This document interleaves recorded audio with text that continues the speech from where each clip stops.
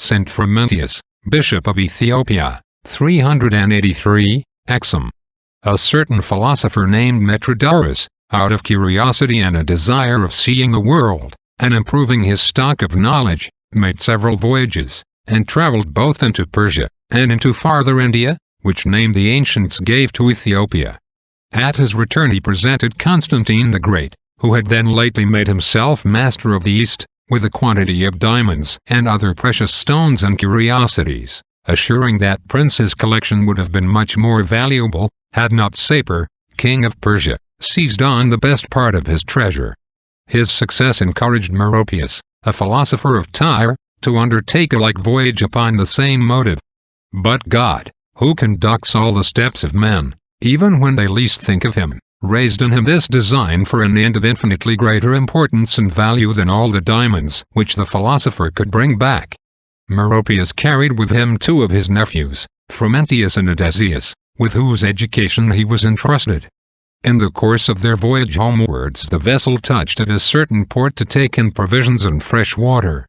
The barbarians of that country, who were then at war with the Romans, stopped the ship, and put the whole crew and all the passengers to the sword, except the two children, who were studying their lessons under a tree at some distance. When they were found, their innocence, tender age, and beauty, pleaded strongly in their favor, and moved the barbarians to compassion, and they were carried to the king, who resided at Aksum, formerly one of the greatest cities in the east, now a poor village in Abyssinia, called Aksum, filled with ruins of stately edifices, and sumptuous obelisks which seem to have been funeral monuments of the dead, though none of the inscriptions are now intelligible. The prince was charmed with the wit and sprightliness of the two boys, took special care of their education, and, not long after, made Odysseus his cupbearer, and Frumentius, who was the elder, his treasurer and secretary of state, entrusting him with all the public writings and accounts. They lived in great honor with this prince, who, on his deathbed, thanked them for their services, and, in recompense, gave them their liberty. After his demise, the queen, who was left regent for her eldest son, entreated them to remain at court, and assist her in the government of the state, wherein she found their fidelity, abilities, and integrity her greatest support and comfort.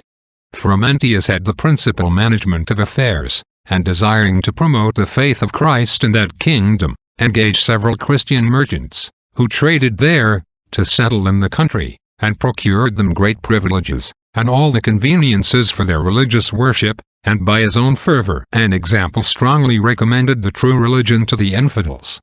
When the young king, whose name was Aksum, came of age, and took the reins of government into his own hands, the brothers resigned their posts, and though he invited them to stay, Odysseus went back to Tyre, where he was afterwards ordained priest.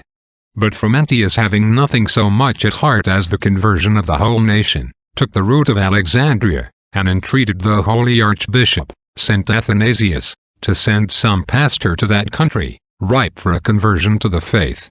St. Athanasius called a synod of bishops, and by their unanimous advice ordained Frumentius himself bishop of the Ethiopians, judging no one more proper than himself to finish the work which he had begun.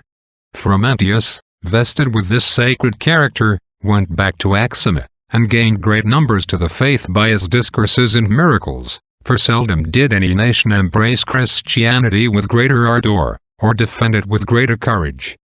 King Aksum and his brother Sazan, whom he had associated in the throne, received baptism, and, by their fervor, were a spur to their subjects in the practice of every virtue and religious duty. The Arian emperor Constantius conceived an implacable jealousy against Saint Frumentius, because he was linked in faith and affection with Saint Athanasius. And when he found that he was not even to be tempted, much less seduced by him, he wrote a haughty letter to the two converted kings, in which he commanded them with threats, to deliver up Frumentius into the hands of George, the barbarous invader of the See of Alexandria. This letter was communicated by them to Saint Athanasius, who has inserted it in his apology to Constantius. Our holy bishop continued to feed and defend his flock till it pleased the supreme pastor to recompense his fidelity and labors. The Latins commemorate him on the 27th of October. The Greeks on the 30th of November. The Abyssinians honor him as the apostle of the country of the Aksumites, which is the most considerable part of their empire. They also place among the saints the two kings Azan, whom they call Abriha and Sazan, whose name in their modern language is Atzbiha. Saint Frumentius they call Saint Fremont. Amen. In every age, from Christ down to this very time, some new nations have been added to the fold of Christ, as the annals of the Church show. And the apostasy of those that have forsaken the path of truth has been repaired by fresh acquisitions. This is the work of the Most High, the wonderful effect of all-powerful grace.